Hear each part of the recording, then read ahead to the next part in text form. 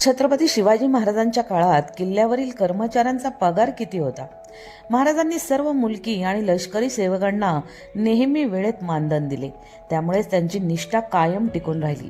आज्ञापत्रात नमूद केल्यानुसार सेवकांची निवड करताना सेवक हा विश्वासू, सुज्ञ, शूर, निष्ठावान असावा, चहाडी न करणारा असावा. हवालदार या महत्वाच्या अधिकाऱ्याला दरमहा 12.5 होन आणि वार्षिक 125 ते 150 होन मिळत असे. सरनोबत या पदावर असलेल्या व्यक्तीला दरमहा 8 होन म्हणजेच वार्षिक 100 होन वेतन दिले जात असे.